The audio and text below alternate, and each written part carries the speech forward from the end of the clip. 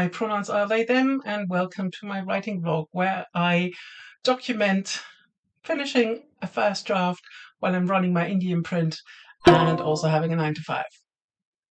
And I can tell you that we now at this point in my first draft that I've sort of working titled Dragon Watch, where we're now in the denouement. So basically, all the exciting stuff has happened, and now I'm sort of bringing it around to make the ending nice. And that's always a very weird time. I always get really almost nostalgic for when I started writing the manuscript. So yeah, you can see this is where we are, chapter 46 at the moment. And I'm probably I'm making I think that's going to be the last full chapter, and then there may be like an epigraph. Epigraph? No. Epilogue. That's the one. And today I realized what the last scene will be, and that's also a very important step. Like, what do I want the story to end with? I tend to do something. It's not going to be a sort of cliffhanger or something because this is supposed to stand on its own. I think the last volume in the series will not be as independent from this as the other ones. So at the moment, I'm planning.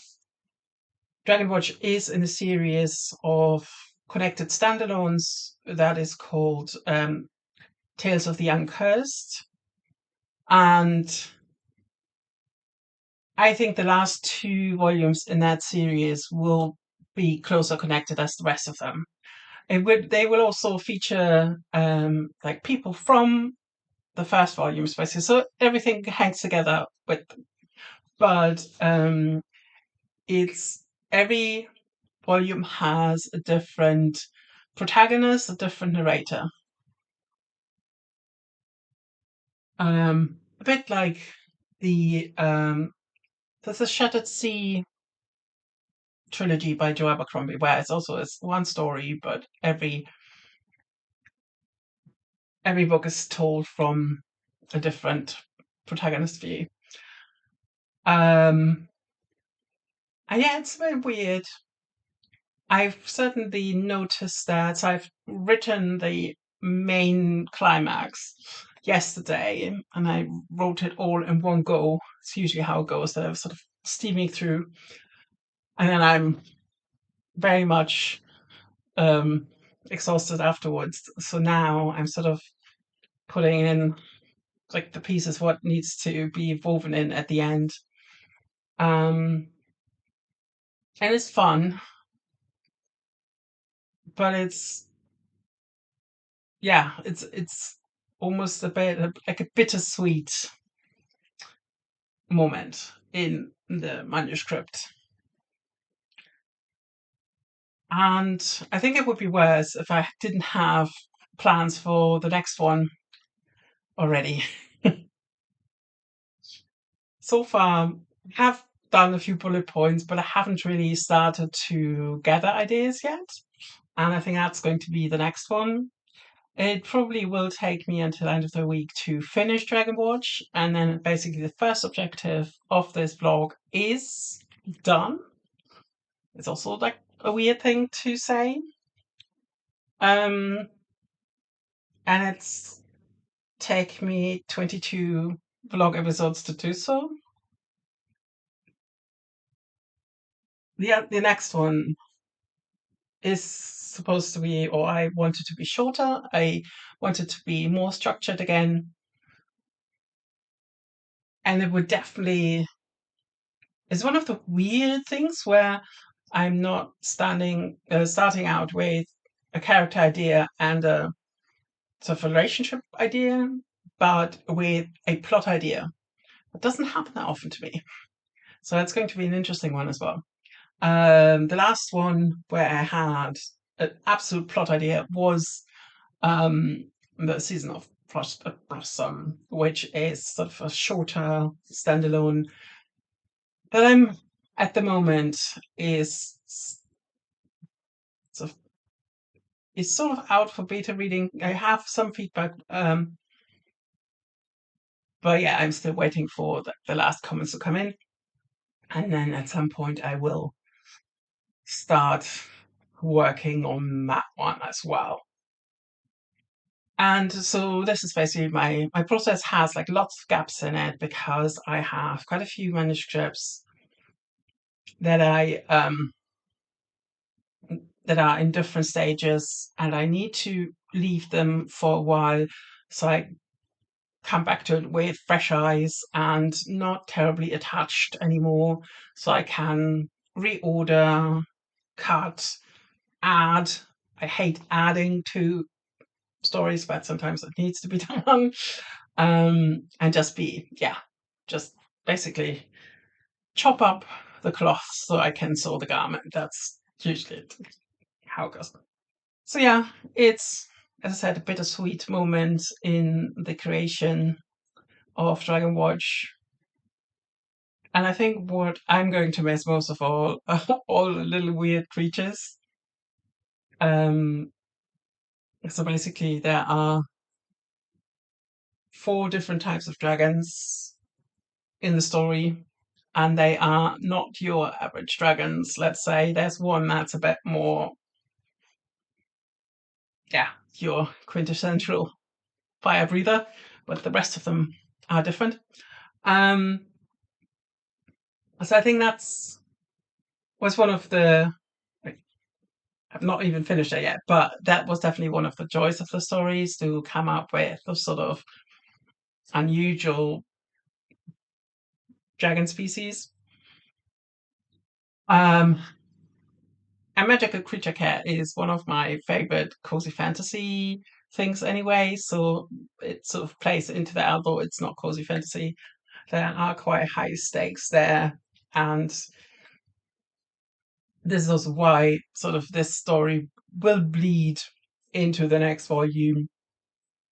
There is an end to the story, but sort of the plot, as you will, or the stakes continue. Um, and then of course there will always like at the end of the manuscripts always like who will I kill off? Who will survive? Um, I tend to have a few sacrifices, let's say. So I if there's no danger to anyone, which everyone has plot armor, I don't really like that. But it needs to always serve a good reason, usually to promote, like to provide a motivation for the main character to do something. That's one of my sort of things that I quite like to do. In this case, Dragon Watch, like whoever happens to not survive, there's a good reason. Um, and one of my least favorite things is sort of the resurrection trope. Yeah, it's just very cheap, I always find, because it is so blatant manipulation.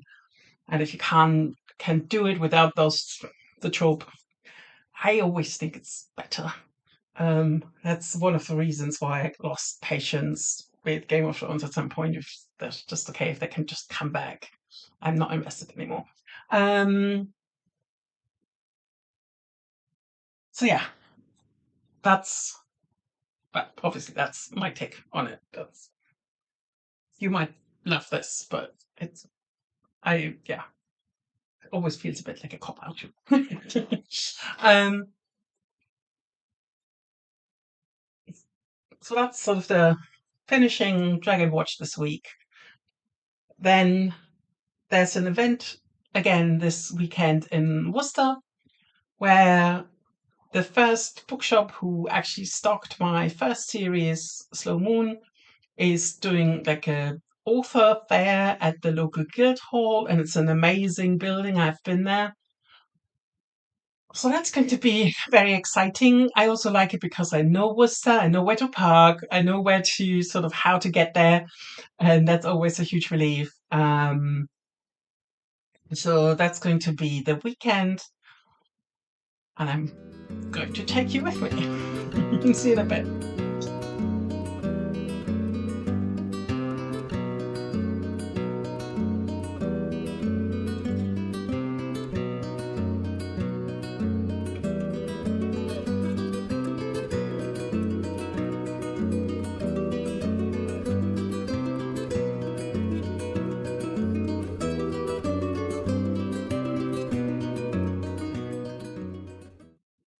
It's Wednesday, and I've just been to the market. It's just a small haul again because my flowers are still doing well, so I could not. I didn't have a heart to throw them out just to have more flowers. Um, and so I've basically done season's essentials again. I've got two of those onion squashes. I love those especially because you don't need to peel them and they are like more starchy, more potato-like. And that's so good for soups or for roasting. These are I think my favorite pumpkins. Then I got some ginger so I can make more water kefir. I found that my favorite varieties of the water kefir culture thing are lemon and ginger and raspberry. Then again, they're starting to become more expensive again, but figs because yeah, just need to make the most of the season really. I didn't buy any walnuts because I ate the last ones yesterday. They were left, and the ones at the market, I don't know, they just didn't look as appealing to me this time, so I didn't buy them. And then the samosa stand was back and had an offer this time, so I bought like three samosas, and I will take some into the office tomorrow. So this is again a quite modest market haul. And then I think I wrote the last main chapter of Dragon Watch today. And that was definitely weird. Had a bit of, oh, let's finish it now, let's do the epilogue now. But I think I'd rather, because it's a time jump, like like to do with epilogues, I think it's actually a valuable decision to wait a night and then write it with a different mindset or just a bit more distance. Um, there might be things I have not really brought in yet that I need to tweak, but I think sort of the big emotional thing at the end has been done. I mean, so I think I will definitely be able to finish the manuscript by end of this week. And then what will happen then is that I just put it aside for a few months before I pick it up to type it and create the second draft. I really need this distance between the first draft and the second draft. It's also because while I'm waiting, like what the story is takes on a different meaning in my mind. And so when I'm then going back to the draft and then something like sticks out that doesn't really belong to the vibes that I've since uh, created, maybe just for myself, it's easier for me to tweak it. And also to, oh no, actually at the end something else happens. So this person can't be very antagonistic here because actually they're nicer there. Sometimes there are definitely remnants of um, where I initially wanted to go in a different direction, and then I, yeah, changed my mind and just made them a different character. Or sometimes it's also like part of the whole unreliable narrator thing where the like how the narrator looks at a person doesn't really match um, what they end up becoming during the story. Yes. So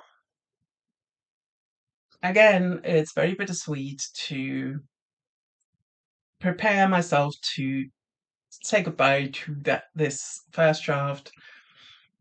It does matter that it was quite difficult in between, that I had very joyful weeks and I had very wobbly weeks. That's always a whole journey. Um, it definitely has taught me a lot more about the main characters, especially the one character, the captain, who's in the like basically the center of this series, and brought out a different side to him, which I really enjoyed. And yeah, as I said, all those lovely little dragons that I could invent for this project. The next one will definitely be the Selkie story that I started to sort of made notes for when I was in Scotland. So there is some research about seals in my future, and I've made a few like more detailed notes yesterday. And as I mentioned before, this one is like more like a plot inspiration, not a character inspiration like it was with Dragon Watch. So that's also going to be interesting. I need to select a notebook for it. And what I think I will do is that basically every time I'm starting a new first draft on the vlog, I'm going to like tweak the outro and the thumbnails a bit. So it's basically it's like seasons. Depending on which first draft I'm working on, you could then tell by the thumbnails, or that's season one, that's season two, or something. I'll need to see how I'll I'll do that, but I that sounds like fun because it then also means that I can sort of develop the design and the look of the whole thing and make sure that yeah, there's a cohesion in there. Also, like starting a new manuscript is always like a good point to make a change, I think. So that's all in the future. For now, I'm going to put away the pumpkins and yeah, just I think I need to sit a bit in in this feeling of it's sad to say goodbye because it will be a while until I'm back with the fourth volume and sort of check in with those characters again. So it is a bit like saying goodbye to good friends, even if sometimes you just want to strangle them. um, as of in my mind, I sort of have a good idea where I'm going next with the series. There's a very, let's say, there's enough like there's a clear cut objective, which it's always very helpful. And it also we're going into territory where I have set stories already. So I'm sort of back on familiar ground, but there are aspects to that setting that I haven't explored yet, so that's always great. While the Selkie story will, I think, be set in a totally different region of the landmass, and as such be new territory to explore. Um, because this will be a story like really inspired by Scotland or like Isle of Skye, especially, but set in my world. I sort of need to make sure that I sort of, yes, pay homage to the fact that it's set in Scotland and deals with the legends, but also go away enough from those legends and make it my own thing. I think I know how I will do it. I might, Um, and I definitely want the connection to be there. I don't want to hide it in any way. Um, I think it's also good to do it while the impressions of the trip are still quite fresh in my mind. So that's going to be a whole other adventure that we're going to be embarking on. But for now, epilogue still to go. See you in a bit.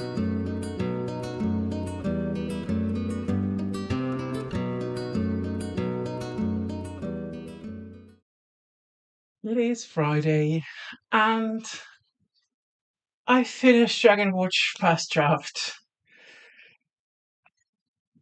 This is the whole manuscript in its entirety. It has 47 chapters and an epilogue. So let's say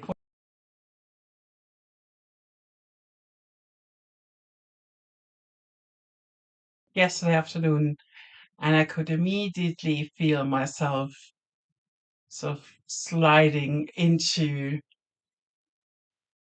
the darkness. It happens really often to me that the finishing of a project is like a, let's see, half an hour of elation, and then I'm sort of, oh my God, I've just lost something. I don't think I'm the only one who of goes through these cycles that I've been describing to you on the blog, but this is a pretty significant one. Finishing something is amazing, but it's also very sad for me because for when did I start? I think I started actually, yes, 1st of July. So 3 months of work in these two notebooks. And for these 3 months, I had a focus in this manuscript. I had something that needed to be figured out, something that was enjoyable, something that was difficult, something that was always sort of around me. And I think I've maneuvered myself into a situation where if I don't have that, I feel a loss or a lack. And that also sort of ties in with the whole not being able to take rest, take breaks, not relax properly. I think that's yeah, very much part of the whole package. Where in a way you're very driven by what you're working on at the moment. I'm not quite sure whether it's going into the like workaholic area, but it's definitely something that I noticed that the older I get, the more I'm very aware that I will never run out of ideas. There will always be something that needs to be taken care of or to be thought about or to, and that's both a really nice thing to realize and a really scary thing. So I think that segment is sort of a bit about the ambivalence of ambition. Because I think I am ambitious for my storytelling. I want to present stories that look at things a different way, that connect with maybe an audience that isn't served so well. People who like more complicated things, maybe not stuff that is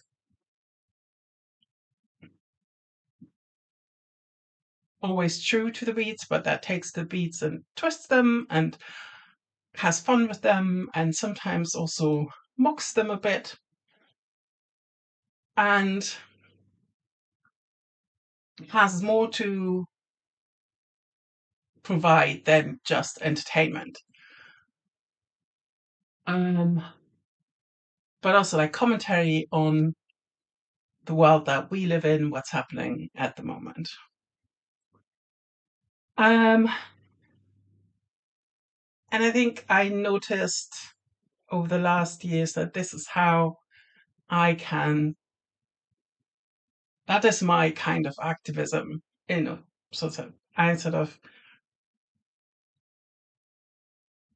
I'm standing up and saying, here, read a book about a fat non-binary character, despite all the rollback that's happening at the moment. My series has lots of trans characters. Read my series. Because I think there are pockets where, yes, of course, this is a-okay. But once you stand up in the world and market the book with these contents, with this, it is an agenda. It's an agenda to represent. Um, you are opening yourself up to a lot of pushback, to a lot of hate. And I find it really interesting that this is sort of the way I found where I can do my bit for the conversation. And this is what fuels my writing.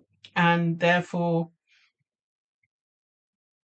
not to write is not to do the bit. I think that's sort of how I can describe it, even if I know rationally that this is just a brief hiatus before the next project goes off the ground, and I have plans, and I have at least 4 new things in the pipeline, and I have so much else that needs to be prepped for publication, to be made ready.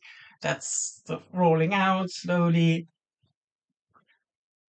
Um, it's still, there's a pain in finishing projects because the direction is temporarily gone. And so I've noticed that I've always had this sort of, yes, yes, yes, I'm finishing the project. Oh my God, I finished the project and now I don't know what to do. So because I know that about myself, I'm really trying to prepare for finishing a project and just surround myself with nice things, have some tea and lovely cake, go swimming, see friends. I'm going to Worcester on Saturday, so tomorrow, to participate in the author fair. So that's nice. That is a sort of nice distraction as well, because that's still doing the bit, but it's not by writing. Um, and the weather is gloomy as well. It's been raining the whole day. It all matches the vibe. It's um, but yeah, I think that's every great for so many people. Finishing the thing is such a big goal for me as well, obviously. But I'm just used to finishing manuscripts more often, maybe, than other people. Um, that if this is the star you've been guided by for however many months, years, and suddenly it's gone.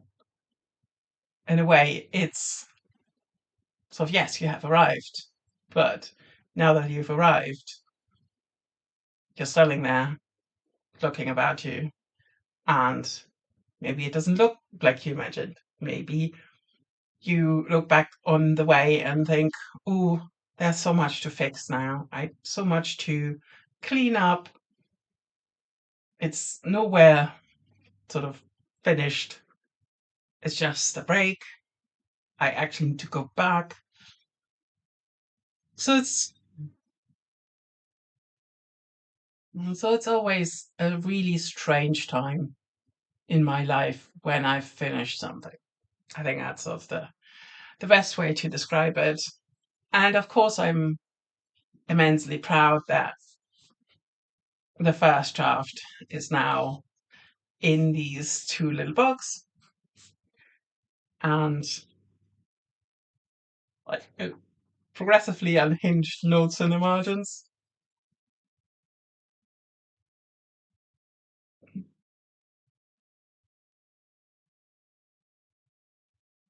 And though I have started to prep for the next project, I know the next project is hopefully not taking me. I mean, this is almost exactly 3 months. So, and this is about 100,000 words. I think that's usually how it comes out. Um,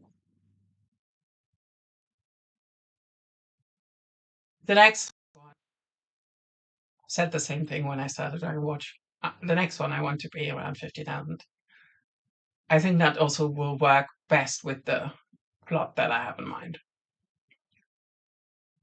And because it's supposed to be more of one of the smaller standalones around everything, I don't not sure. Maybe it's also just going to be a novella. Um, so even though I'm planning for this, it's something very different if you know whenever I have 5 minutes, I have something to do. What typically happens is that I've when I'm working on a first draft, I'm not journaling, and I will then bridge the gap between the manuscripts by just starting to journal more. This gives me something to write when I'm somewhere out and about. This gives me like a really good way to sort my ideas for the next project.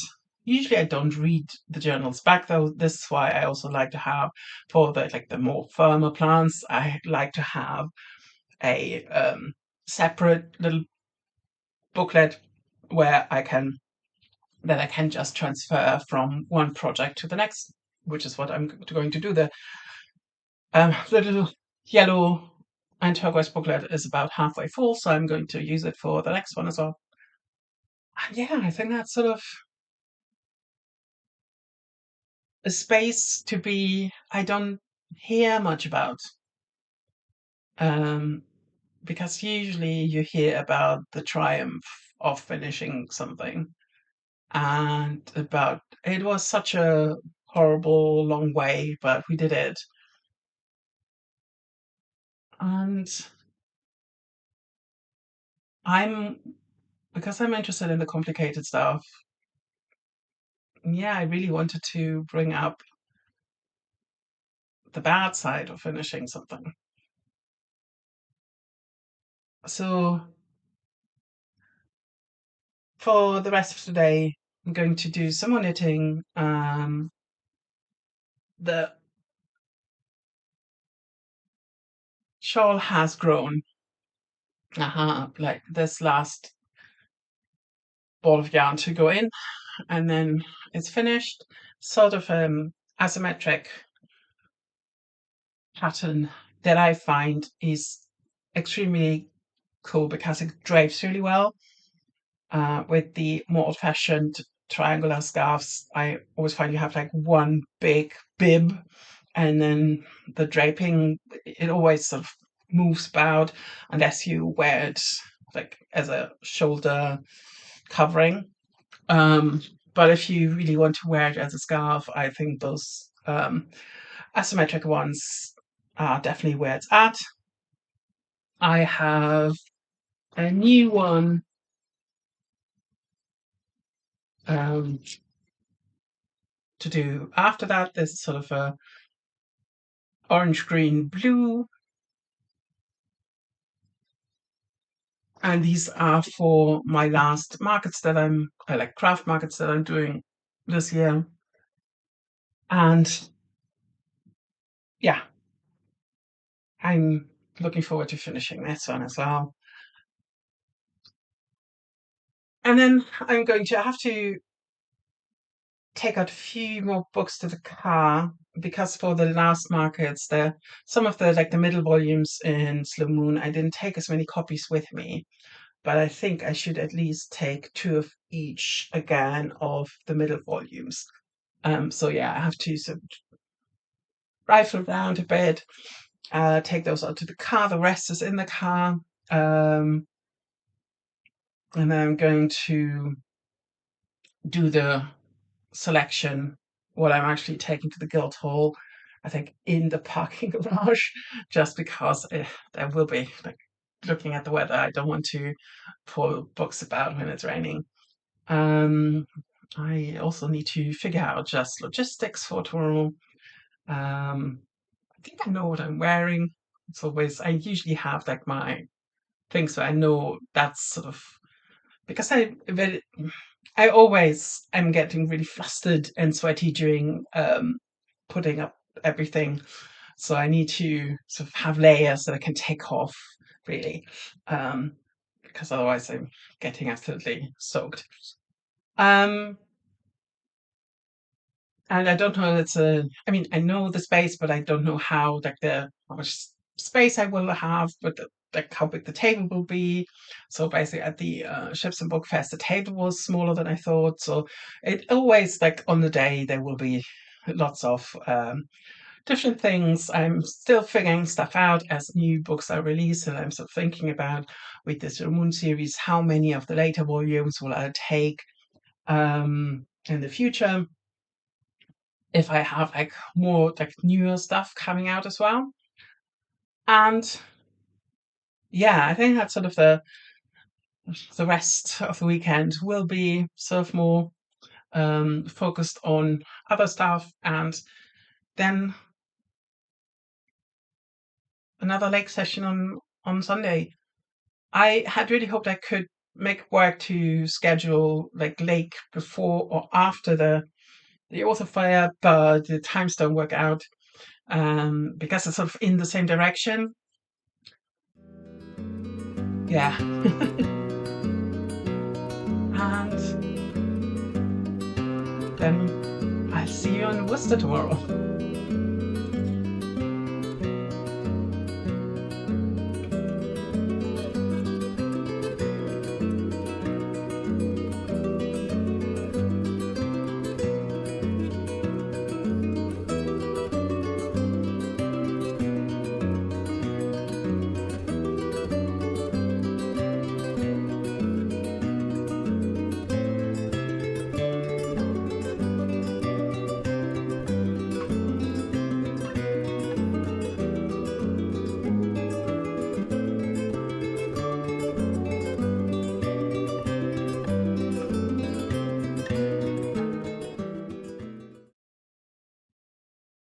It's Monday morning.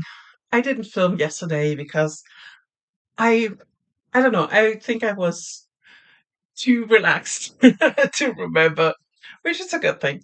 Um, so the event in Worcester was really nice. Had lots of interesting conversations. Sold a few books. I think three in total, which was like there wasn't as much footage as anticipated. So I think I did pretty well, especially considering that the whole space was full of books. Um, and I finished the purple scarf as well. So just sewn in the ends. So it's something that you drape around yourself. So this is going to be something for me to sell at the next yarn event. And I also made more notes, made like a mini outline for the next project. I think I have my first sentence. Yesterday I was at the lake and So while I was coming back up to temperature, I was sort of jotting down different version of a first line. So I think from next week onwards, we're moving on to a new project.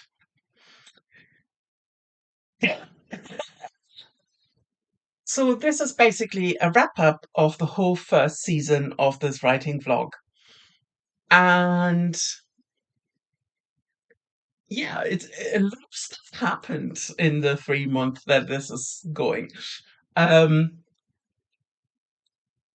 I think it's sort of a strange mix between like the one thing that is in process and sort of the heart of the thing, and then everything that goes on around it. And obviously, we're now in like bookish event season, so there's definitely more to come on this front. What I haven't done yet is come up with a good working title for the next one. I just know it's going to be a shorter one, possibly in novella territory. So I will also use like a smaller notebook, for example. Um, but yeah, that's basically for the next season to develop.